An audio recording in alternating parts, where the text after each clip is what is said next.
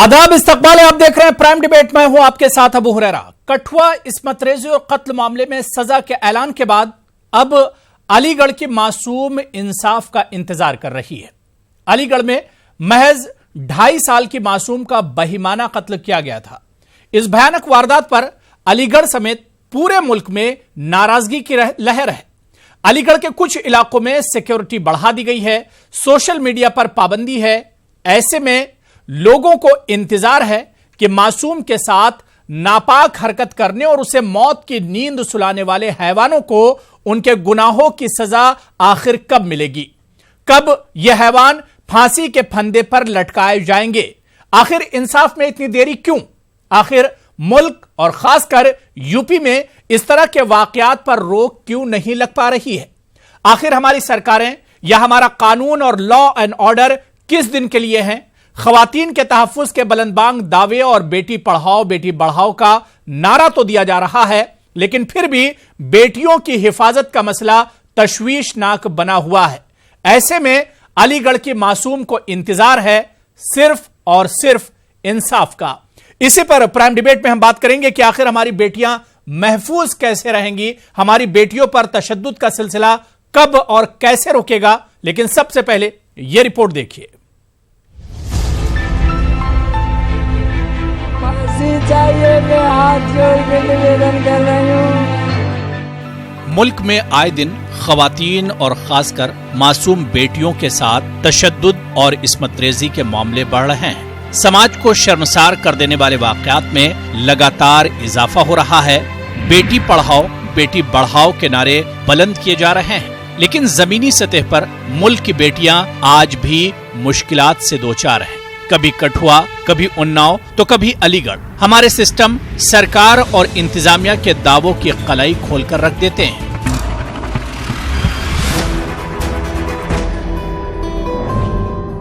कठुआ इस्मत रेजी और कत्ल मामले में सजा के ऐलान के बाद अब अलीगढ़ की मासूम को इंसाफ का इंतजार है। अलीगढ़ में महज 2.5 साल की मासूम का बहिमाना कत्ल किया गया था। इस भयानक वारदात पर अलीगढ़ समेत पूरे मुल्क में नाराजगी की लहर है।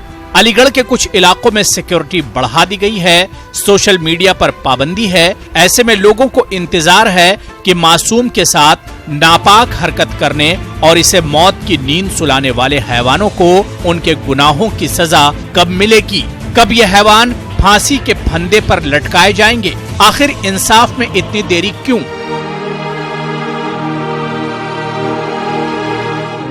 आखिर मुल्क और खासकर यूपी में इस तरह के वाकयात पर रोक क्यों नहीं लग रही है? मुल्क के किसी भी खित्ते में बेटियां महफूज नहीं हैं। आखिर हमारी सरकारें ऐसे शैतानों और हैवानों के लिए कोई सख्त कदम क्यों नहीं उठाती, जिससे समाज में पनप रही बुराई का खात्मा हो सके? हम देखते हैं कि मुल्क में जिस तरह की सियासत हो रही है और जिस तरह की फजा कायम हुई है, इसका वाहिद मकसद किसी भी तरह इख्तिदार का हुसूल और अपने इख्तिदार को हर कीमत पर बरकरार रखना है। अमन कानून और अदल इंसाफ के इदारे शदीद दबाव में है। सियासत में अखलाकियात और ईमानदारी का असर कम होता जा रहा है। माशरे में इंसानियत और ज़मीर की आवाजें रफ्ता रफ्ता दबती जा रही हैं। इस बिगड़ती हुई फजा में आवाम का आखिरी सहारा अदलिया है। ऐसे में अलीगढ़ की मासूम को इंतजार है सिर्फ और सिर्फ इंसाफ का। Bureau report, news 18 Urdu. तो अब मुल्क इंतजार कर रहा है कि कठुआ के मासूम को तो इंसाफ मिला, लेकिन अलीगढ़ की मासूम को इंसाफ कब मिलेगा? आखिर अलीगढ़ की मासूम को इंसाफ मिलने में देरी क्यों हो रही है? अब मुल्क यह भी इंतजार कर रहा है कि अलीगढ़ के वो दरिंदे जिन्होंने मासूम का बहिमाना कत्ल किया है, उन्हें फांसी के फंदे पर कब चढ़ाया जाएगा। इसी पर हम बात करेंगे। कुछ खास मेहमान मेरे साथ जुड़े हुए हैं। बहुत जल्दी अपने मेहमानों का आपसे तारुफ करा देता हूं। मेरे साथ प्रज्ञा भूषण जी, सुप्रीम कोर्ट की लायर हैं, वकील है, वो मेरे साथ जुड़ी हुई हैं। मशकूर अहमद उस्मानी साहब समाजी कारकुन हैं, सोशल एक्टिविस्ट हैं, वो भी मेरे साथ जुड़े हुए हैं। रणवीर शर्मा जी साबिक IPS अफसर हैं, वो भी मेरे साथ इस डिबेट में जुड़े हुए हैं। नईमा अहमद महजूर जी सीनियर जर्नलिस्ट हैं और इनके अलावा साबिक चेयरपर्सन है जम्मू कश्मीर खवातीन कमीशन की, वो भी मेरे साथ जुड़ी हुई हैं और इस तरह के इशू पर जब भी हम उन्हें इनवाइट करते हैं वो जरूर हमारे साथ आती हैं। आपका बहुत इस्तकबाल करते हैं नईमा जी। ताहिरा हसन जी सोशल वर्कर हैं, वो भी हमारे साथ जुड़ी हुई हैं, खवातीन के लिए बहुत काम करती हैं ताहिरा हसन साहब, वो भी हमारे साथ जुड़ी हुई हैं। अनीता अग्रवाल जी स्पोक्स पर्सन है, तर्जुमान है बीजेपी की, वो भी हमारे साथ जुड़ी हुई हैं। अपने तमाम मेहमानों का बहुत इस्तकबाल और वेलकम करते हैं प्राइम डिबेट में। सबसे पहले मैं नईमा अहमद महजूर जी आपसे ही मैं शुरुआत करना चाहूंगा कि कल हमने देखा कि कठुआ की जो मासूम थी उसे इंसाफ मिला, देर से ही सही लेकिन इंसाफ मिला। अब इंतजार हो रहा है कि आखिर अलीगढ़ की मासूम को इंतजार कब मिलेगा? देखिए, यही सवाल हम हर बार हुकूमत, जो सारी हुकूमतें हैं, चाहे सेंट्रल गवर्नमेंट है चाहे दूसरी रियासतों की हुकूमतें हैं, उनसे करते हैं। सिर्फ एक मासूम बच्ची नहीं है जो अलीगढ़ की है, ऐसे सारे मासूम बच्चियां हैं जिनके साथ इंसाफ नहीं हुआ है। और मेरे एक अंदाजे के मुताबिक, जो मैं कमीशंस के साथ वाबस्ता रही हूं, इस वक्त 1 लाख से जायद ऐसे केसेस हैं जिनमें खास तौर से मासूम बच्चों के साथ जिनसी ज्यादती की गई है। उनके केसेस इस वक्त अदालतों में पड़े हैं और बहुत अरसे से पड़े हैं। और हम इल्तिजा करते हैं इन सरकारों से, जहां जहां ये केसेस पड़े हैं, जिन अदालतों में पड़े हैं, जिन इदारों में पड़े हैं, वो इनको फौरन हल करे और इन बच्चियों को इंसाफ मिले। और इसके लिए मुझे लगता है कि हम सबको एक आवाज होकर इसके लिए मुहिम शुरू करनी होगी, ताकि इन सब बच्चियों को, जिस तरह से कल आसिफा का हमने देखा कि उस मासूम बच्ची को देर से ही सही 1 साल लगा, इंसाफ तो मिला और उन मुजरिमों को सजा तो मिली। इसी तरह से हम चाह रहे हैं कि दूसरी बच्चियां जो हमारी हैं, जो इस वक्त हमसे इंसाफ का तकाजा कर रही हैं, हमें चाहिए कि हम सब एकजुट होकर इसके लिए लड़ें। बिल्कुल। ताहिरा हसन जी, अलीगढ़ की वो मासूम जिसने अभी तक सही ढंग से दुनिया भी नहीं देखी थी, जिसने अभी से सही से एक तरह से अपनी मां की गोद से सही से उतरी भी नहीं थी, अब इंतजार इस बात का पूरा मुल्क कर रहा है कि आखिर इस मासूम के कातिलों को फांसी पर कब चढ़ाया जाएगा। क्या ताहिरा हसन जी नहीं लगता है कि यहां पर देरी हो रही है सरकार की तरफ से, इंतजामिया की तरफ से, इंसाफ मिलने में देरी हो रही है कहीं ना कहीं? नहीं जी, देरी तो अबू हुरैरा जी, देरी तो शुरू दिन से हो रही है। एक पिता, एक वालिद जाता है अपनी बच्ची के लिए कहने की मेरी बच्ची गायब हो गई है, और मुझे इन लोगों पे शक है 30 घंटा पुलिस लगाती है सिर्फ FIR दर्ज करने में। और लाश भी कोई पुलिस ने ढूंढी थी, वो तो मिली ऐसी हालत में मिली कि जिसका डिस्क्रिप्शन जो है आदमी कर नहीं सकता है। और उसके बाद फॉरेंसिक रिपोर्ट के लिए इन्होंने जो सैंपल भेजा उसमें देरी हुई। और मेरा कहना है कि जब आप देर करते हैं, अगर उसी समय FIR आप दर्ज कर लेते और सर्च करते, आपको पता होना चाहिए अगर कोई इस तरह का अपराधी कुख्यात है तो एक रजिस्टर होता है, क्राइम रजिस्टर, कहां है भाई? उसमें लिखा होता है। आपको पता होना चाहिए आपके आसपास इस तरह के लोग रह रहे हैं जो बेल पे छूटे हैं, आप वहां जाके दबिश डालते। यानी पुलिस ने किस तरह से काम किया, एक मां की कोख उजड़ने से बच जाती। और मेरा फिर कहना, मैं बार बार कहती हूं, लोग कहते हैं नहीं ये आप बेकार कहती है ताहिरा जी, मैं कहूंगी हाशिया और मार्जिनलाइज क्लास के लोगों के लिए ज्यादा मुश्किल होती है, पुलिस FIR दर्ज करने में ज्यादा परेशानी होती है। वहां पर VVIP होता तो अभी सारी हरचम मर जाती, भैंस तक ढूंढने के लिए पुलिस लग जाती है। तो यहां पे ये देखना होगा कि क्या कर रही थी पुलिस, ये सवाल पुलिस में भी खड़ा होता है। और कानून की बात अगर लोग कहें, कानून बहुत मजबूत हमारे पास है। निर्भया कांड के बाद ये तय हुआ था कि 661 स्टॉप 1 सेंटर खुलेंगे। पूरा भारत में आंदोलन हुआ था, एक एक ग्रामीण क्षेत्रों में हुआ था। और फिर यह तय किया गया था 3000 करोड़ आवंटित हुआ था बजट निर्भया के लिए, और जिसमें 661 स्टॉप 1 सेंटर की बात थी, जहां पे जाके तुरंत का तुरंत हो जाएगा FIR दर्ज, मेडिकल होगी। वो सब कहां है अभी, पूरे कहां खुले? हम 2019 में आ गए हैं। फास्ट ट्रैक कोर्ट से ऐसे केसेस के निस्तारण की बात थी, बिल्कुल क्यों नहीं उनका रिड्रेसल हो रहा है through the fast track court, जिससे विटनेस हॉस्टाइल ना हो, जल्द से जल्द सजा मिले। अगर कन्विक्शन रेट बढ़ाया जाएगा तो मेरा मानना है लोगों में डर पैदा होगा। जब तक कानून का डर नहीं पैदा होगा, इस तरह के हीनियस क्राइम महिलाओं के प्रति बिल्कुल जाहिर सी बात है कि जब तक समाज में इस तरह का डर पैदा नहीं किया जाएगा और ऐसे दरिंदों के दिल में जब तक डर पैदा नहीं किया जाएगा, सख्त से सख्त कदम नहीं उठाए जाएंगे, तब तक इस तरह की वारदातें होती रहेंगी। मशकूर अहमद उस्मानी, मैं आपके पास आना चाहूंगा, क्या वाकई में इस तरह के वाकये होते हैं, जिस तरह से ताहिरा जी कह रही थी कि इस तरह के वाकये होती हैं, सरकार बड़े बड़े दावे करती है, वादे करती है, लेकिन कुछ दिन के बाद इस तरह के वाकये भुला दिए जाते हैं और फिर हमें नतीजे में क्या मिलता है? कठुआ, उन्नाव और अलीगढ़। सरकार की कमी है यहां पर। जी अबू भाई, मैं आपको बताऊं कि इस तरह की जितनी भी घटनाएं हमीरपुर, एटा, कौशाम्बी, जितने भी अभी जी बिल्कुल आपने अभी ऐड किया, ये अलीगढ़ के फौरन बाद जो है हमीरपुर की घटना भी आई और एटा की भी घटना आई। अबू भाई मैं बताऊं आपको, कहीं ना कहीं ये जो लोग हैं जो इस तरह के वारदात करते हैं, इस तरह के क्राइम करते हैं, उनको पहले पास्ट में ऐसी सजा नहीं मिली है इनके कल्प्रिट्स को, जिसके वजह से कोई और जो है इसको करने से डरे। अब देखिए कठुआ का जो केस हुआ पिछले साल 2018 जनवरी के आसपास की बात है जहां तक मैं समझ रहा हूं, और अभी 2019 जून में हम लोग आ चुके हैं। अब जाके 1.5 साल के अंदर उसका फैसला आया। ये भी आप देखिए एक तरह से तो बहुत जल्द इसका फैसला आ गया और इस फैसले का हम सब लोग स्वागत करते हैं कि उस बच्ची को कहीं ना कहीं जो है न्याय देने की कोशिश की गई और जल्द से जल्द न्याय हुआ। लेकिन ये जो 18 महीने का जो समय लग गया, ये भी बहुत ज्यादा समय है। इन तमाम तरह के केसेस के लिए फास्ट ट्रैक कोर्ट में इनकी सुनवाई और जल्द से जल्द इनको जो है सजा मिलनी चाहिए। और एक और चीज, एक और ऐसा प्रावधान आना चाहिए देश के अंदर कि जो भी महिलाओं के साथ हिंसा करे या महिलाओं के साथ जो बलात्कार के जो केसेस आते हैं, रेप के जो केसेस आते हैं, इन तमाम केसेस में एक इस तरह से होना चाहिए कि आपको पब्लिक के बीच में उन तमाम कल्प्रिट्स को लाकर उसको सजा देनी चाहिए ताकि एक मिसाल कायम हो। मैं ये नहीं कह रहा हूं कि आप सऊदी अरब का कानून लागू कर दीजिए, लेकिन अगर कहीं कोई चीज अगर किसी को करने से, किसी तरह के सजा देने से अगर वो क्राइम कम हो जाए तो उसको हमें पब्लिकली सजा देनी चाहिए। और ये इस तरह के वारदात कोई पहले नहीं है।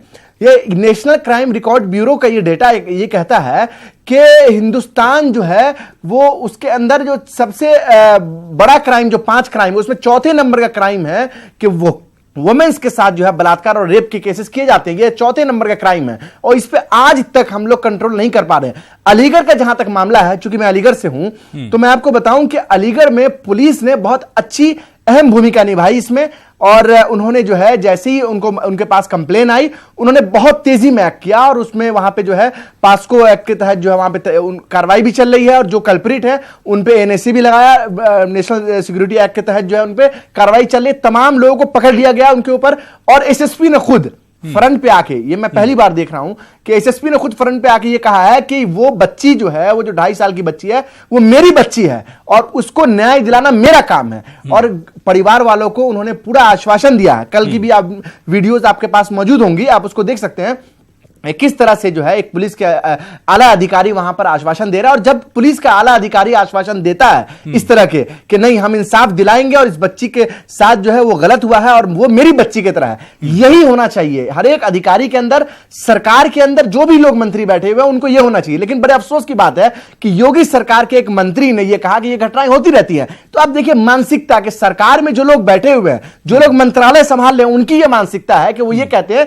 कि ऐसी घटनाएं होती रहती है। कितने शर्म की बात है कि आदरणीय प्रधानमंत्री कहते हैं कि बेटी बचाओ और बेटी पढ़ाओ की बात, और मशकूर उस्मानी, यूपी में तो इस तरह से बयान आ सकते हैं मंत्रियों की तरफ से, क्योंकि यूपी में इस तरह के बहुत वाकयात हो रहे हैं, आए दिन वाकयात हो रहे हैं। जिस तरह से ताहिरा जी ने बताया कि हमीरपुर, एटा की बात करें, अलीगढ़ की बात करें, गोंडा की बात करें, बाराबंकी की बात करें, कहां की बात करें, डेली कोई ना कोई वाकया आता है। अनिता अग्रवाल जी देखिए ना कि जो वाकया, देखिए अनिता अग्रवाल जी उस पर कंट्रोल किस तरह से किया जा रहा है। अलीगढ़ में किस तरह से उसको कंट्रोल किया गया, कहीं ना कहीं उसको कॉम्युनल रंग देने की कोशिश की गई, लेकिन वहां के पुलिस प्रशासन ने बिना किसी दबाव के खुल के सारी बातों को रखा, उसको कंट्रोल किया। ठीक है। और अनिता अग्रवाल बताया, अनिता अग्रवाल जी क्या जिस तरह के वाकये यूपी में लगातार हो रहे हैं, जहां भी हो रहा है, मैं पूरे हिंदुस्तान, पूरे भारत की बात ना करके अगर सिर्फ यूपी की अगर बात करूं, जिस तरह लगातार वाकयात हो रहे हैं, क्या वाकई में सरकार फेल है? आपका लॉ एंड ऑर्डर फेल है?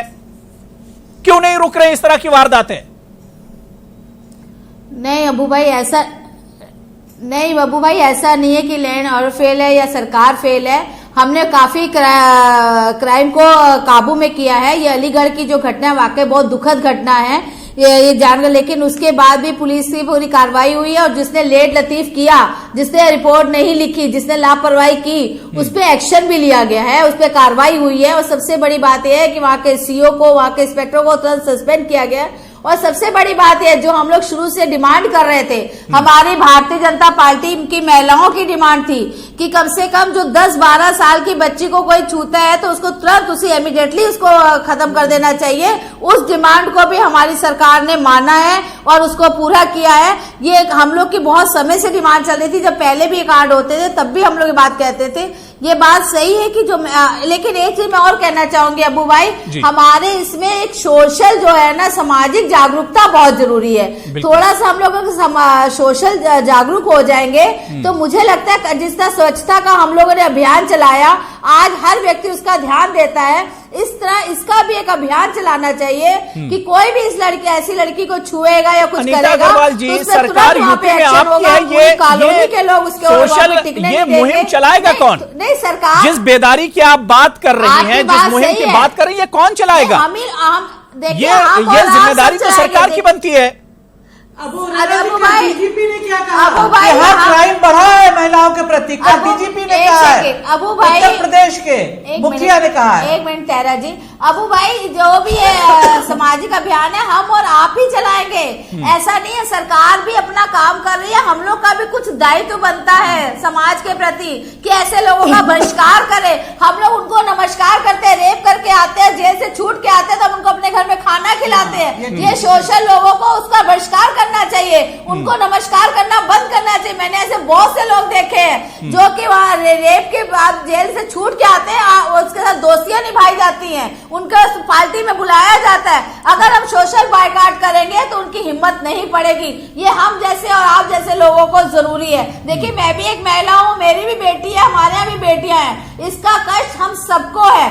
इसलिए सरकार तो अपना काम करेगी, हमारा भी अपना कोई दायित्व बनता है जो हमको करना चाहिए। ये बात सही है। लेकिन मेरा अनीता अग्रवाल जी, मेरा सवाल सिर्फ इस वजह से था, जाहिर सी बात है इस समाज में हम रहते हैं, हमारी जिम्मेदारी जरूर बनती है, हमारी और आपकी जिम्मेदारी जरूर बनती है। लेकिन जिस तरह से इस सरकार में या इससे पहले की जो सरकारें हुई हैं, ऐसा नहीं कि सिर्फ योगी सरकार में इस तरह की वारदात हो रही, इससे पहले जो सरकारें रही हैं, चाहे वो अखिलेश यादव की सरकार हो, चाहे मायावती की सरकार हो, सब में इस तरह की वारदातें हुई हैं। लेकिन जिस तरह से यूपी के डीजीपी ने कहा कि हालिया कुछ दिनों में इस तरह की वारदातें बढ़ी हैं, ऐसे में क्या यूपी सरकार एक कदम नहीं उठा सकती है कि लोगों में सोशल बेदारी लाई जाए, समाजी बेदारी लाई जाए, सरकार उसके लिए पहल करे?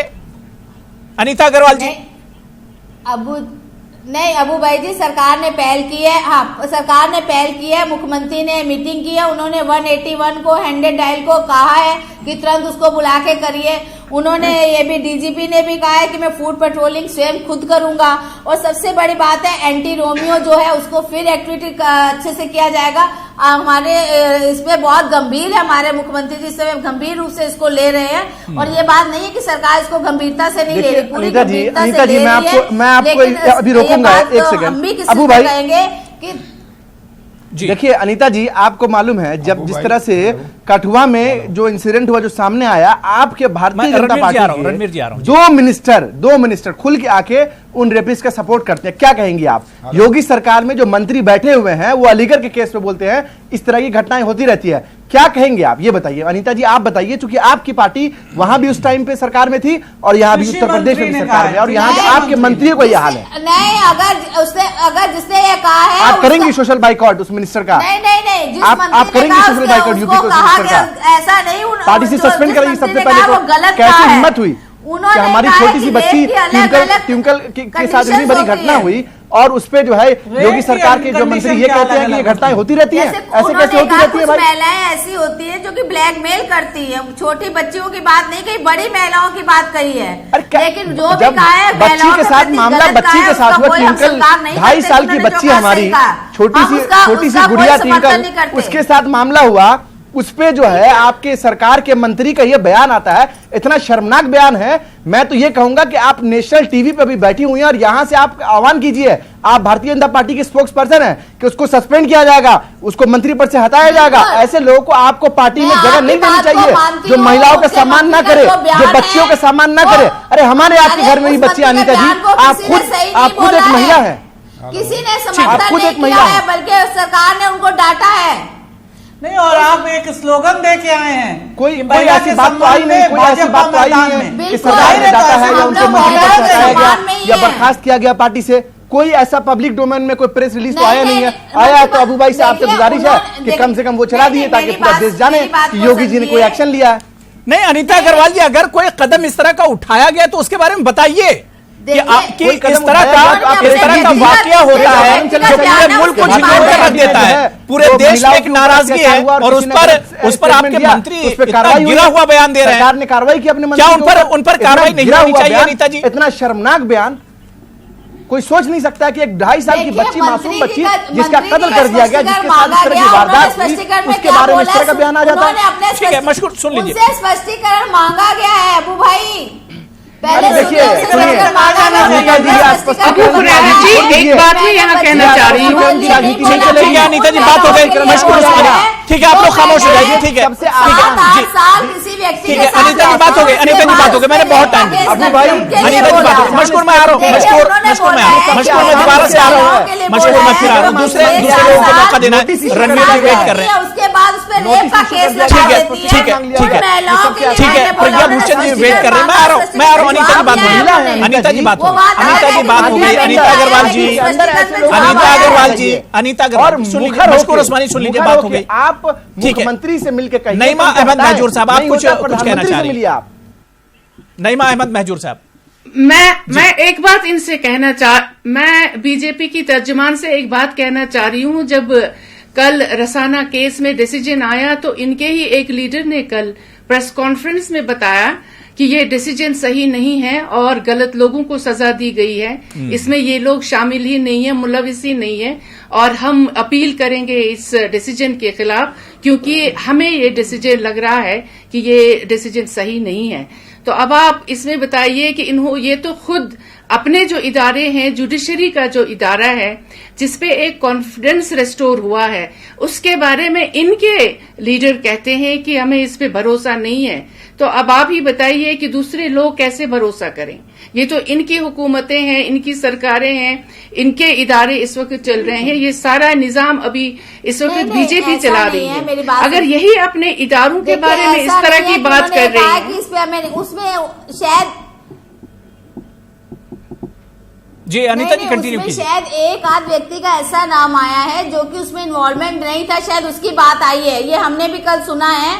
तो हमने पूछा था ऐसा क्यों कहा गया है, ऐसा, तो उन्होंने बोला शायद एक आध व्यक्ति उसमें ऐसा है जिसमें उसमें कोई इन्वॉल्वमेंट नहीं था, उसका नाम है, उसके लिए अपील करने के लिए कहा, बाकी पूरे जजमेंट के लिए नहीं कहा। जो लोग हैं वो ठीक, कुछ उसमें एक आध ऐसे लोग हैं जो बिल्कुल इनोसेंट है, जो उसमें नहीं थे। लेकिन अनीता अग्रवाल जी इस तरह के बयान आते क्यों? इस पर सवाल उठता है, इस तरह के बयान, इस तरह की टिप्पणी आती क्यों है? हम ही ने कल प्रश्न किया था, इस तरह के बयान, इस तरह की टिप्पणी आखिर आती क्यों है? इस पर सवाल उठता है।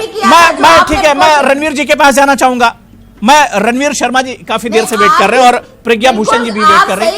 मैं ठीक है, अनीता जी बात हो गई। अनीता जी मैं ब्रेक पर जाऊंगा, उसके बाद आऊंगा। मैं रणवीर जी बहुत देर से आप वेट कर रहे हैं। रणवीर जी ये बताइए कि लॉ एंड ऑर्डर कितना, क्या आपको लॉ एंड ऑर्डर का फेल्योर नहीं दिखता? इस तरह के बार बार वाकये होते हैं, सरकार 100 डायल हो, 181 हो, या इसके अलावा एंटी रोमियो स्क्वाड चलाए जाते हैं, ये सब कुछ एक तरफ धरा का धरा रह जाता है और लगातार इस तरह के वाकये होते हैं। आखिर ऐसा क्यों होता है रणवीर जी? अबू भाई, मैं आपकी बात से सहमत हूं, और ये जो लॉ एंड ऑर्डर की सिचुएशन है, पुलिस की 3 सिस्टम पे चलता है, प्रिवेंटिव एक्शन, डिटेक्टिव एक्शन और लॉ एंड ऑर्डर। अगर पुलिस प्रोएक्टिव होकर के काम करे तो ऐसी वारदातें नहीं होती हैं। फॉर एग्जांपल, एक सही पुलिस ऑफिसर जो थाने में है या बीट कांस्टेबल है या चौकी इंचार्ज है या उसका एसपी है, उसको अपनी प्रो एक्टिविटीज जो पुलिसिंग की है वो उसे बनानी बहुत जरूरी है प्रिवेंटिव एक्शन बनाने के लिए। जहां मैं देख रहा हूं आजकल की जो व्यवस्था है वो पुलिस अपनी प्रिवेंटिव एक्शन की तरफ जोर नहीं दे पा रही। वो और कठुआ में देख लीजिए कि पुलिस वाले खुद वहां पर मुलविस है। कमी है कठुआ मामला देख लीजिए कि पुलिस वाले वहां पर खुद एक तरह से बात पूरी मुजरिम थे, कसूरवार थे। मैं पूरी करूं, एक मिनट जी अबू भाई, एक मिनट मैं पूरी बात करूं।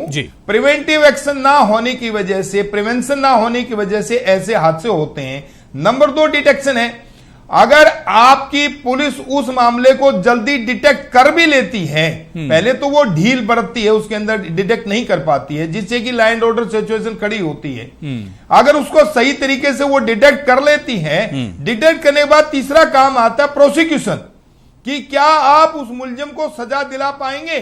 ये सबसे बड़ी ड्यूटी प्रोसिक्यूशन और एसपी की है और जज साहब की है कि वो इमीडिएटली जिस दिन से एफआईआर दर्ज हुआ है विद इन 10 डेज आप अपनी तफ्तीश को मुकम्मल कर सकते हैं और उन 10 दिनों में पुलिस तफ्तीश कर करके सारे गवाहों को फास्ट ट्रैक में मजिस्ट्रेट के पास पेश कर सकते हैं और जल्दी से जल्दी इंसाफ आप अपनी पीड़िता को दिला सकते हैं। बिल्कुल, यहां हमारी तीनों कमियां आ रही हैं। नंबर 1 पुलिस की कमी है कि वो प्रिवेंटिव एक्शन नहीं ले पाती है। नंबर 2 जो डिटेक्शन हमारी पुलिस है, जिसे सीआईए भी बोलते हैं, इन्वेस्टिगेशन जो टीम है, उनकी वो ट्रेनिंग नहीं होती है जिससे कि वो जल्दी से जल्दी उस चीज को डिटेक्ट कर पाए।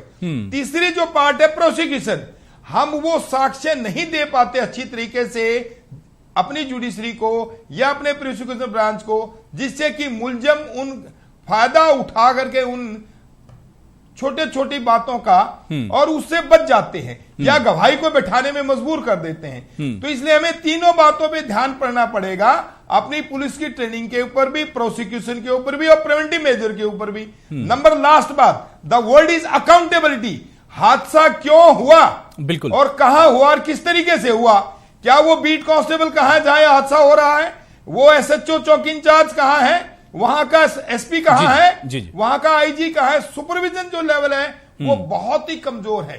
अगर सुपरविजन लेवल सही हो, एसपी अबाव, तो किसी भी कीमत पे घटना नहीं हो। लास्ट पॉइंट सरकार का, कोई भी सरकार नहीं चाहती कि उसकी लॉ एंड ऑर्डर सिचुएशन खराब हो, बिल्कुल, लेकिन सरकार वोट बैंक के चक्कर में इन पुलिस अफसरों को या वहां के नेताओं को ये पते की बात है, ये बिल्कुल पते की बात है, बिल्कुल सच्चाई बता रहे हैं रणवीर जी कि भी आपने गलती क्यों की, आपने गलती क्यों की, गलती है तो आपको सजा मिलेगी। डिरेक्शन ऑफ द ड्यूटी बड़ी क्लियर है 166A में कि अगर आपने गलती की है तो आपको सजा मिलेगी। ये जो डर है पुलिस के ऊपर होना चाहिए एक सरकार का, जो नहीं कर पा रही वोट बैंक के सिस्टम में। और नंबर 2 कानून का डर। समाज को, अपराधी को यह पता होना चाहिए कि धारा 39 और 40 बड़ी क्लियर है। समाज के हर नागरिक को, भारत के हर नागरिक को यह हक है कि कोई भी कॉग्निजेबल ऑफेंस, संज्ञेय अपराध अगर कहीं हो रहा है या अपराधी कोई खड़ा है, उसको पकड़वाने का उसका ड्यूटी बनती है। वो केवल कंट्रोल रूम 100 नंबर पे टेलीफोन करे। अगर वो पुलिस अफसर काम नहीं करता है तो उसकी जिम्मेवारी फिक्स की जाएगी। बिल्कुल, ये चीजें हमें समाज को बताने की जरूरत है। समाज का बिल्कुल जाहिर सी बात है कि हमारी जिसकी सिक्योरिटी की जिम्मेदारी जिसके ऊपर है, वही अगर एक्टिव नहीं होगा, वही चाको चौबंद नहीं होगा, तो इस तरह के वाकये होते रहेंगे। मैं प्रज्ञा भूषण जी बहुत देर से मैं आपको वेट करा रहा हूं। चीजों का होना बहुत जरूरी है, बहुत जरूरी है। बहुत सही बात आपने कही रणवीर जी, आपने बहुत सही बात कही कि ये सारी चीजें जब होंगी, जब ही हमारी माँ बेटियां एक तरह से महफूज रहेंगी। अपनी बेटी को न्याय देना है। बिल्कुल, जब तक हम अपनी बेटियों को न्याय नहीं देंगे तो सरकार क्या चलाएंगे। बिल्कुल, इसलिए सरकार को लानत है इस बात के ऊपर, अपनी बेटियों की रक्षा नहीं कर सकती। नहीं, बहुत सही बात कही प्रज्ञा भूषण जी। मैं यहां पर यह समझना चाह रहा हूं कि कल कठुआ के मामले में सजा हुई है, सजा का ऐलान हुआ, उम्र कैद तक की सजा दी गई। अलीगढ़ के अगर हम मामले की बात करें तो यहां पर भी जो मुतासिरीन हैं, जिन्होंने अपनी मासूम बेटी को खोया, उनकी भी मांग है कि कम से कम कैपिटल पनिशमेंट होना चाहिए। बिल्कुल अबू, आप ये जो इंसिडेंट्स देखेंगे, चाहे ये कठुआ का हो या ट्विंकल शर्मा का इंसिडेंट हो अलीगढ़ का, और ये सिर्फ यही 2 इंसिडेंट नहीं है, अगर आप पिछले 1 हफ्ते या 10 दिन के इंसिडेंट्स देखें तो बैक टू बैक हर थोड़े दिन में एक इंसिडेंट सामने आ जाता है कि एक छोटी बच्ची के साथ इस तरह का घिनौना अपराध किया जा रहा है। सबसे बड़ी चीज ये है जो अभी बात कर रहे थे रणवीर जी भी, कि डर बैठना, डर किसके पास होना चाहिए? एक तो अपराधी के ऊपर डर होना चाहिए कि वो जो कर रहा है उसको कैपिटल पनिशमेंट तक मिल सकती है, और दूसरा उस पुलिस वाले पे भी डर होना चाहिए कि अगर वो एक्शन नहीं लेगा या उसकी अकाउंटेबिलिटी फेलियर आता है कहीं पे तो उस पे भी उतना ही कड़ा एक्शन होगा। आप कठुआ के इंसिडेंट में अगर देखेंगे तो 4 पुलिस वाले खुद इन्वॉल्व हैं जो कि प्रदेश सरकार के अंडर आते हैं। तो आप इसको एक ये सिर्फ एक रेप या मर्डर का मामला मत मान के चलिए, हो सकता है इसमें बहुत बड़ी कॉन्स्पिरेसी या साजिश चल रही हो कि पुलिस वाले अगर खुद इन्वॉल्व हैं, जो हमारे रक्षक हैं अगर वो भक्षक बने हुए हैं तो हमारी बच्चियों को बचाएगा कौन? और आप जो डर की बात अभी उस्मानी साहब भी कर रहे थे, जिस तरह से अगर आप देखेंगे कि एक अगर पुलिस वाले को, एक पुलिस कांस्टेबल को या बीट कांस्टेबल को अगर एक आम आदमी थप्पड़ भी मार देता है तो हाथ के हाथ उसको अरेस्ट कर लिया जाता है, उसका जीना मुश्किल हो जाता है और पूरा उसके ऊपर केस चलता है। लेकिन अगर कोई रेप कर रहा है छोटी बच्ची का या मर्डर कर रहा है तो उसको डर क्यों नहीं है? जितनी घिनौनी तरह से अपराध किए जा रहे हैं, ट्विंकल जो बच्ची है उसका अगर आप देखेंगे पोस्टमार्टम रिपोर्ट, दिल दहल जाता है। 12 बार में जाके मैंने ये पोस्टमार्टम रिपोर्ट पढ़ी, उसके बाजू उसके धड़ से उखाड़ दिए गए हैं, उसका इंटेस्टाइन है ही नहीं, उसका यूट्रस निकाल दिया गया है, उसके पैर में फ्रैक्चर आया है, वो सदमे से मर गई है बच्ची, इतना ज्यादा उसको टॉर्चर दिया गया है और उसके बाद उसको उसी की वाइफ के दुपट्टे में लपेटकर कूड़े में फेंक दिया गया है। मतलब आप इनके जो आपराधिक मानसिकता है, इंसानियत खत्म हो गई जिस तरह का वाकया है।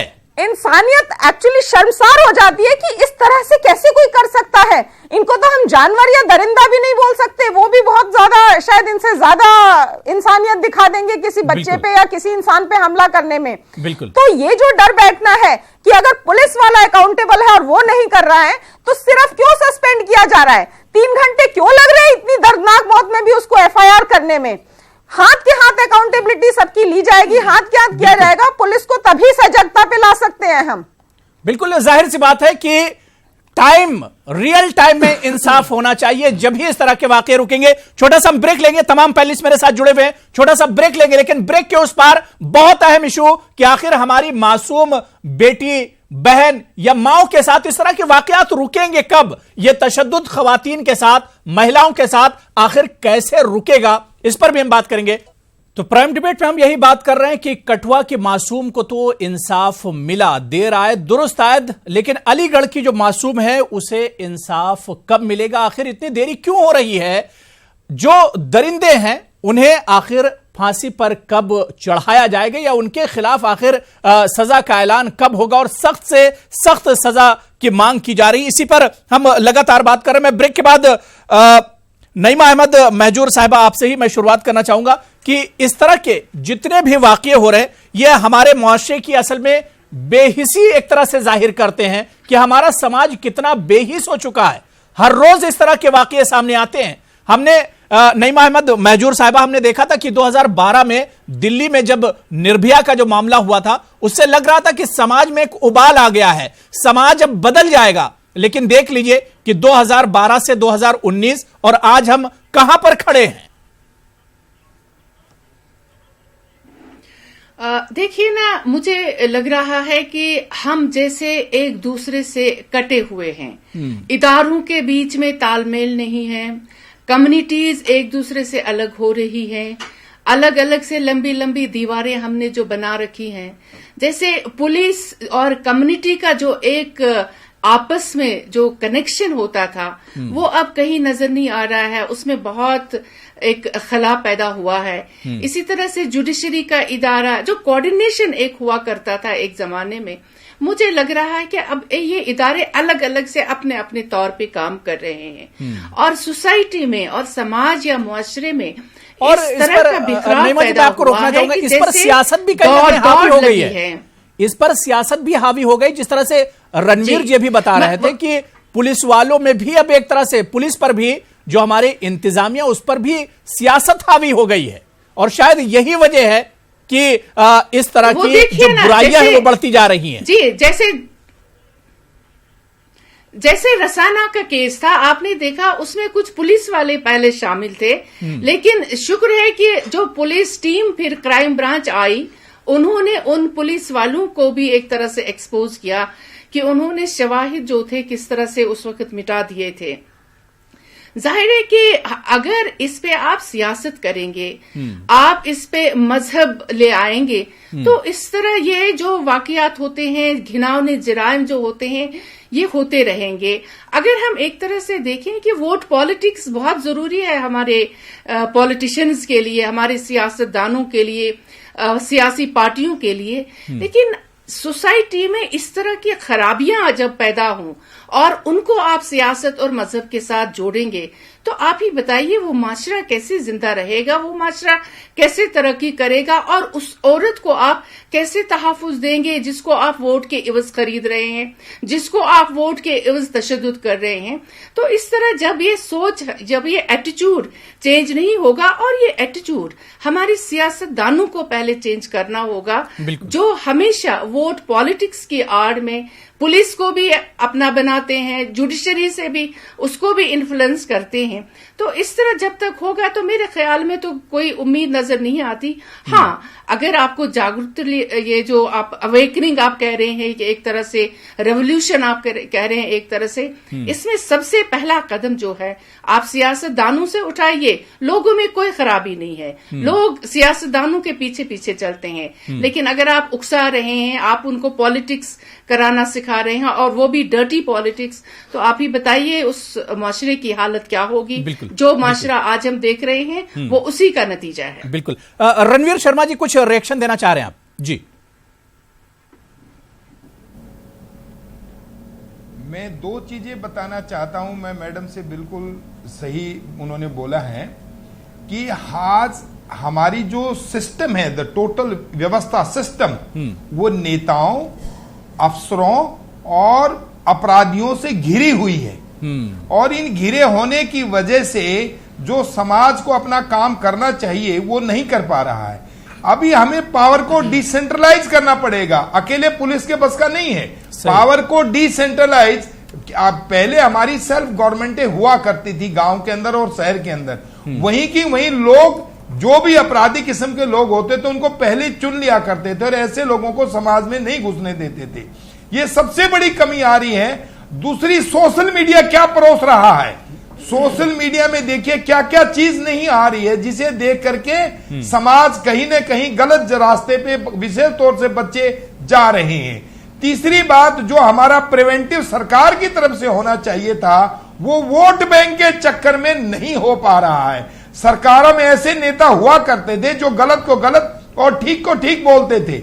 अगर गलत को गलत कहने लग जाए, चाहे वो उनका अपना कितना ही खास कार्यकर्ता हो, तो कानून का डर पैदा होगा। कानून के डर के बगैर कभी भी सरकार नहीं चला करती है, और ये कानून का डर चाहे वो पुलिस वाला हो, चाहे अपराधी हो, चाहे उनका अपना कार्यकर्ता हो, सरकार को पावर, कानून का डर कहीं ना कहीं निकल गया है। एक तो जिस तरह से पुलिस के नाम पर, जुडिशरी के नाम पर जो सियासत होने लगी है, जो कानून की बालादस्ती हुआ करती थी, कानून का, लॉ एंड ऑर्डर का जो अपर हैंड हुआ करता था, वो एक डर निकल गया है, और ये डर जब तक वापस नहीं आएगा इस तरह के वाकये होते रहेंगे।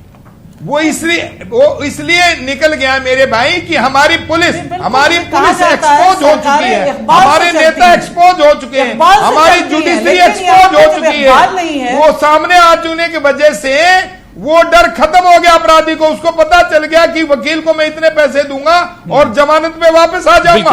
बिल्कुल। अगर मैं इसी बात का जवाब ले रहा हूं। मेरी जमानत भी नहीं होगी और मुझे सजा जरूर मिलेगी। बिल्कुल बिल्कुल। ताहिरा जी कंटिन्यू कीजिए। जी अबू हुरैरा जी, देखिए लॉ एंड ऑर्डर हम सब जानते हैं स्टेट सब्जेक्ट है, और अगर लॉ एंड ऑर्डर डिटोरिएट हो रहा है तो हेड ऑफ द स्टेट को स्टेप लेना पड़ेगा। बिल्कुल। हम ये न भूलें कि हम सबसे बड़ा लोकतंत्र हैं, जो कॉन्स्टिट्यूशन से आज भी चल रहा है। इसीलिए हम खड़े होकर उन्हीं टूल से लड़ते हैं जो कॉन्स्टिट्यूशन में हमें अधिकार दिए गए हैं, उन्हीं अधिकारों से हम लड़ते हैं। पहले पुलिस, आज से 20 साल 25 साल पहले हम देखते थे कि पुलिस जो है वो सिविल सोसाइटी से मिंगल करती थी, उसे पता होता था कि उस एरिया में कौन किस तरह के बदमाश, चोर, किस तरह के लोग रह रहे हैं। आज पुलिस कुछ मिंगल नहीं कर रही है। आज पुलिस यहां तक कि वो, मैं कह रही हूं, यहां पर क्या चाहिए था अलीगढ़ वाले किस्से में, तो जब उसका बाप गया था एफआईआर दर्ज कराने वाले, तो उसको एफआईआर दर्ज करना था। अभी हमारे एक साथी ने कहा पुलिस बड़ी अच्छी तरह काम कर रही है, 30 घंटे उन्होंने एफआईआर दर्ज नहीं किया।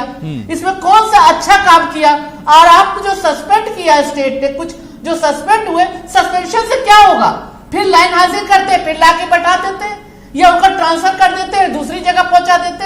आपके पास आर्टिकल 311 है, टर्मिनेट कीजिए, एक नजीर सामने पेश कीजिए कि अगर पुलिस वाला भी अपनी ड्यूटी नहीं निभाएगा तो अनीता अग्रवाल जी, सिर्फ बयानों की जरूरत नहीं है, यहाँ पर एक्शन लेना पड़ेगा सरकार को।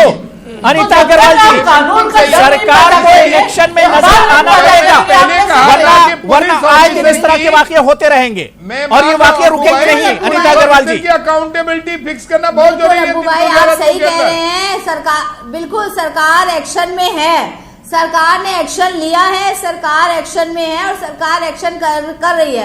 ऐसा नहीं कि सरकार इसमें गंभीर नहीं, मैंने यही बोला सरकार इसमें पूरी तरह से फिर इंसाफ में देरी क्यों हो रही है? अनीता अग्रवाल जी, अगर सरकार एक्शन में है तो उस मासूम को इंसाफ मिलने में देरी क्यों हो रही है? अनीता अग्रवाल जी, मासूम को इंसाफ मिलने में देरी क्यों हो रही है? देखिए अब नहीं, अब इंसाफ में देरी नहीं होगी, अब इस पे तुरंत कार्रवाई होगी। उसका कारण ये है कि इसका भी कानून आ गया कि तुरंत इमीडिएटली इस पे कार्रवाई होगी। अभी आप देखिए अनीता अग्रवाल जी से। जी अबू भाई, एक सवाल मेरा है अनीता अग्रवाल जी से। बिल्कुल पूछिए रणवीर जी, पूछिए। अनीता अग्रवाल जी से मेरे एक सवाल है। बताइए। एक सवाल मेरा यह है कि मैडम, आपकी सरकार है, आपकी पुलिस है, आपका प्रशासन है, आप इस तफ्तीश को 10 दिन से ज्यादा नहीं रखो अपने पास। और जो प्रोसिक्यूशन के गवाह हैं, सीएम के एक आदेश से एसपी काम करता है। मैं खुद उस प्रशासन की पोस्ट पे रहा हूं। अगर एक सीएम का आदेश हो जाए कि मुझे 20 दिन के अंदर अंदर ये चालान चाहिए और सारे प्रोसिक्यूशन वहां चाहिए, सारे गवाह चाहिए, तो फास्ट ट्रैक कोर्ट 30 दिन के अंदर अंदर फैसला सुना देगी और इन मुलजिमों को हवालात के फांसी के तख्ते पे चढ़ा दे देंगे। लेकिन आपकी सरकार अनीता जी, आपकी सिर्फ बातें हो रही हैं, काम नहीं कर रही है सरकार, गंभीर नहीं है ये सरकार। अनीता अग्रवाल जी, नहीं, योगी सरकार ने मीटिंग, अरे बिल्कुल नहीं, आप अपनी सरकार के सीएम से बोलिए है कि मुझे इस पर तुरंत कार्रवाई चाहिए, एक्शन के लिए कहा है। अभी आपने अग्रवाल जी, अपने सीएम को बोलिए, अपने एसपी, आईजी और डीजी की क्लास लें। बैठक में उन्होंने इस चीज को और कहा उनकी जिम्मेदारी फिक्स करेंगे, तख्ते पे चढ़वा के दिखाएं। नहीं अनीता अग्रवाल जी, सिर्फ अलीगढ़ का मसला नहीं है, अलीगढ़ के मामला है, रोज इस तरह के वाकये हो रहे हैं यूपी में।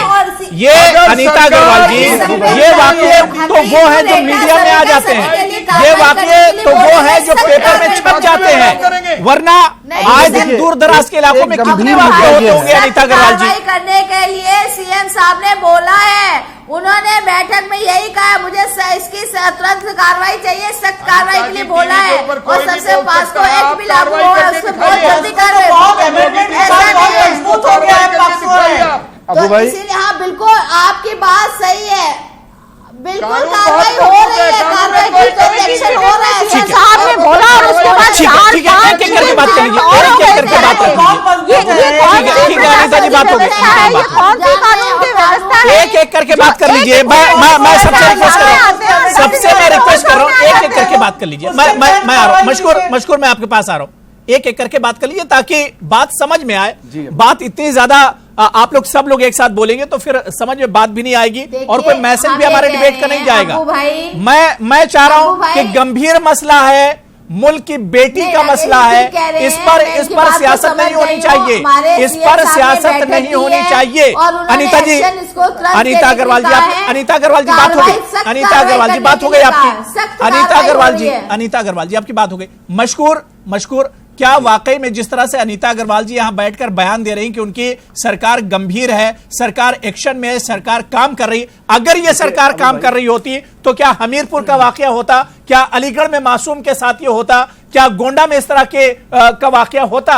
लगातार वाकये इस तरह के हो रहे हैं। बरेली टीवी चैनल पे बैठ के ये बोल देना कि सरकार बहुत गंभीर है, सरकार ने संज्ञान लिया है, सरकार काम कर रही है, ये सबसे आसान काम है, इससे आसान काम कोई नहीं है। इसलिए मैं ये समझता हूं जितना टफ जॉब एक प्रवक्ता का है सरकार को बचाने के लिए, उतना ही आसान जॉब है। क्यों? क्योंकि अरे मुख्यमंत्री जी ने तो बैठक बुला ली है, मुख्यमंत्री जी ने अगर बैठक बुलाई होती और सरकार वाकई सीरियस होती तो अलीगढ़ के बाद बरेली का कांड नहीं हुआ होता, हमीरपुर का नहीं हुआ होता, एटा का नहीं हुआ होता, गोंडा का नहीं हुआ होता। आपकी सीरियसनेस तो दिख रही है आपके मंत्री के बयान से कि ये घटनाएं होती रहती है। अरे शर्म की बात है, ऐसे लोगों को हिंदुस्तान की राजनीति से बाइकआउट करना चाहिए। मैं ये नहीं कह रहा हूं कि बीजेपी से उसको बाइकआउट कीजिए या उसको मंत्री पद से हटाइए, ऐसे लोगों का सामाजिक बाइकआउट होना चाहिए कि जो लोग इतना बेहुदा बयान देते हैं, इतना शर्मनाक बयान देते हैं। अरे आप डेटा उठा के देखिए अनीता जी, ये वो केसेस हैं जो रिपोर्ट हुए हैं। हिंदुस्तान के अंदर यह कहा जाता है कि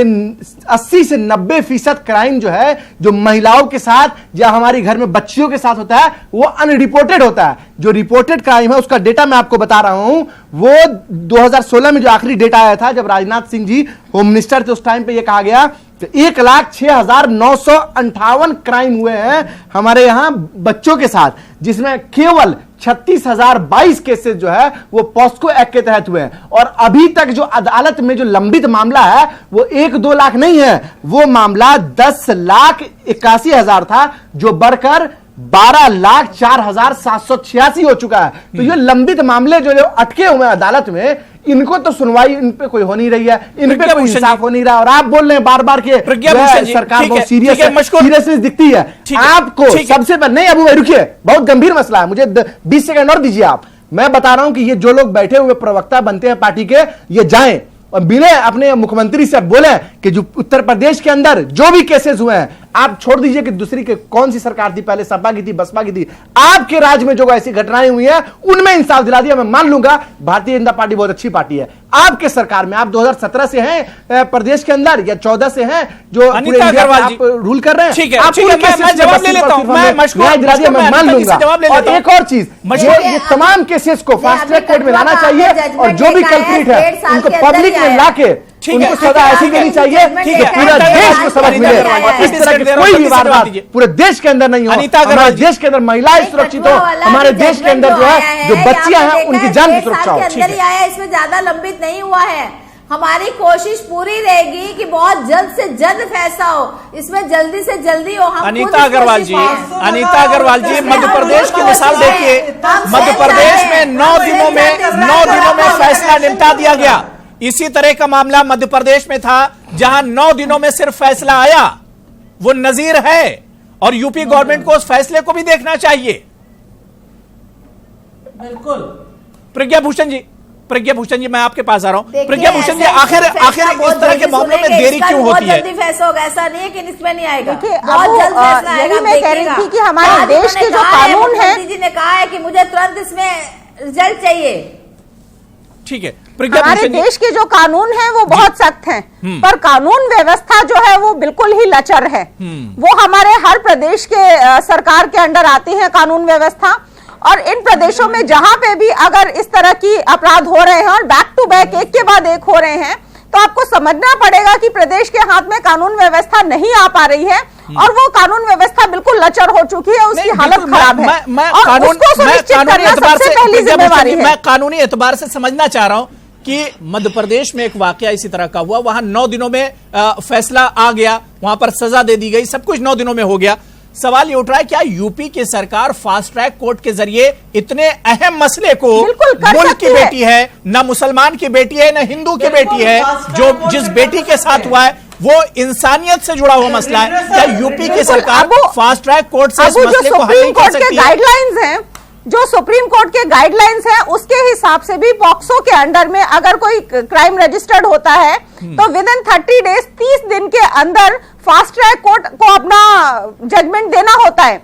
और फास्ट ट्रैक कोर्ट के बाद अगर अपील में भी चला जाता है, ये मान लीजिए हाई कोर्ट सुप्रीम कोर्ट भी चला गया, तो ये एक दिन का काम होता है इस पे अगर जजमेंट देना। महीने के अंदर हो जाएगा, मैं आपको भरोसा दे रही हूँ। के बाद तो मैं आपको भरोसा अनीता जी अभी तो आपके सारे अपराधी भी नहीं पकड़े गए हैं, उसके बाद आपको विटनेसेस तैयार करने हैं, चार्जशीट का तो अता पता ही नहीं है। अभी बयान नेताओं के ऐसे आ रहे हैं कि ये अपराध होते रहते हैं। अनीता जी क्या होने वाला है इस सारे से? अनीता अग्रवाल जी, अनीता अग्रवाल जी,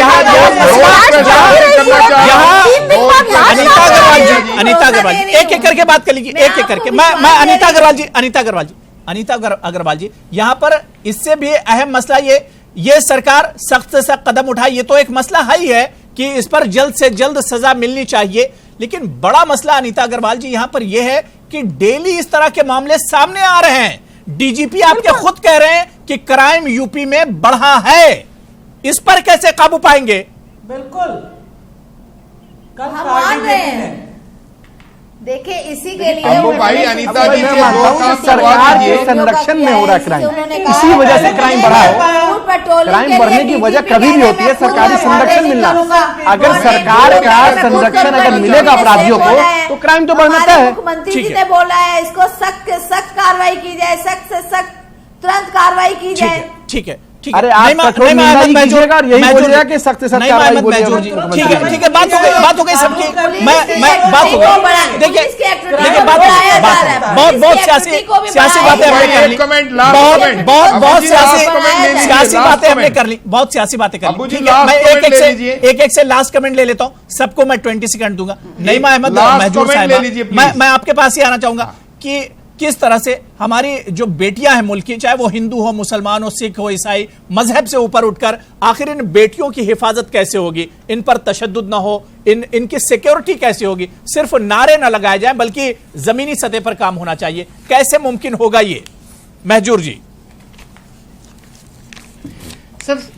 सबसे पहला काम हमें ये करना चाहिए कि ये जो भी सियासतदान टीवी डिबेट्स में आते हैं इनको कहिए कि इस तरह की बातें अगर वो जलसों में करें, जो भी इनके पार्टी जलसे होते हैं वहां पे ये चीजें सजती हैं, टीवी डिबेट्स में ऐसा नहीं होता है।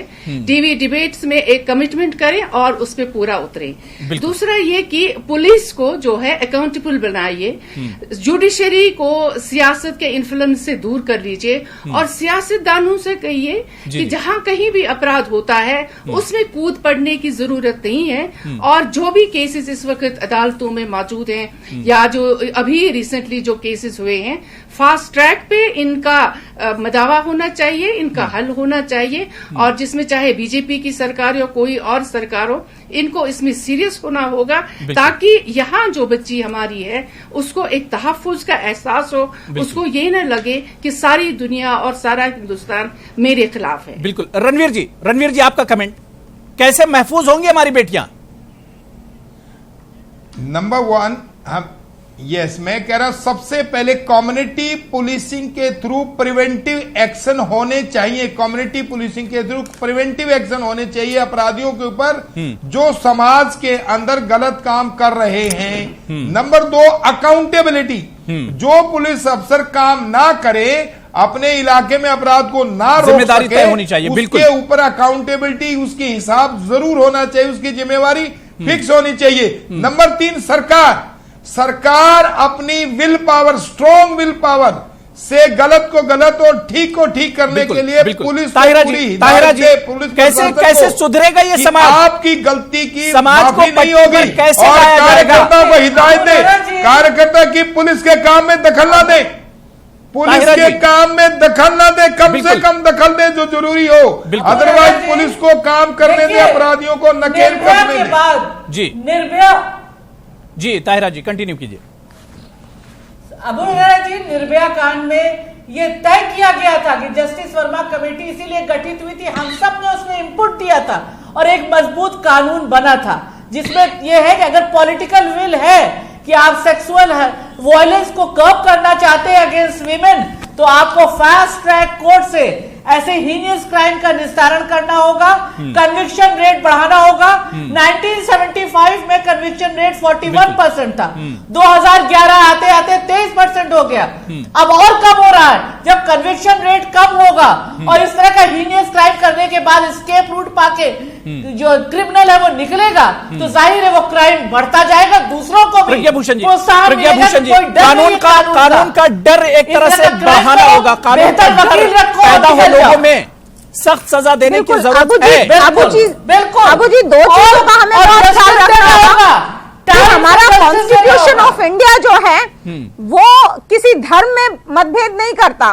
अगर क्रिमिनल लॉ की जैसे सिविल लॉ है तो उसमें हिंदूज के लिए अलग है, मुस्लिम्स के लिए अलग है, सिख्स के लिए थोड़े अलग हैं, लेकिन जो क्रिमिनल लॉ है वो पूरे भारत में एक है, क्योंकि रेपिस्ट सिर्फ एक रेपिस्ट है, उसका कोई धर्म नहीं होता। बिल्कुल, बिल्कुल। ये हमारे समाज को भी समझना होगा कि कम्युनल एजेंडा चला के ये क्राइम्स को नहीं रोका जा सकता।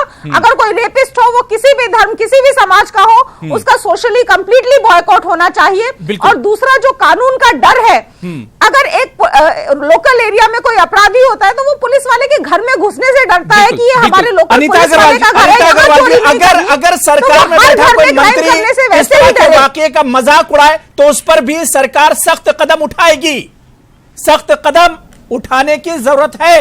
अनीता अग्रवाल जी। बिल्कुल बिल्कुल अबू भाई, बिल्कुल अबू भाई, मैंने सबकी बातें सुनी है, मैं सबकी बात का बहुत सम्मान करती हूँ, बहुत अच्छे से इन्होंने कहा, लेकिन हम पूरी तरीके से गंभीर हैं। और सबसे एक चीज मैं जरूर कहूंगी कि हमारा जो है सोशल इन लोगों का बायकॉट होना चाहिए, सामाजिक जागरूकता आनी चाहिए।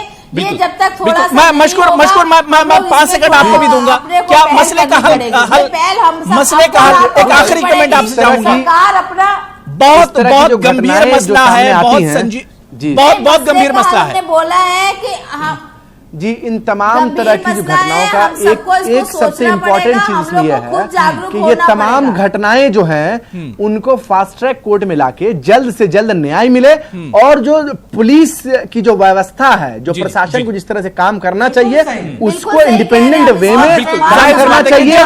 जुडिशरी को किसी भी तरह के डर और खौफ पैदा आजाद किया जाएगा समाज के तब जाके चीजें तभी इस तरह के वाकये रुकेंगे। और सरकार और पुलिस का भी एक तरह से तालमेल, और समाज है, जो अवाम है, उसका भी एक तरह से तालमेल होना चाहिए, और समाज में बेदारी भी पैदा होनी चाहिए। बहुत बहुत शुक्रिया नईमा महजूर अहमद साहब आपका भी, प्रज्ञा भूषण जी आपका, मशकूर अहमद उस्मानी साहब, रणवीर शर्मा जी आपका भी बहुत बहुत शुक्रिया, ताहिरा हसन साहिबा और अनीता अग्रवाल जी, सभी का बहुत बहुत शुक्रिया प्राइम डिबेट में जुड़ने के लिए। आदाब।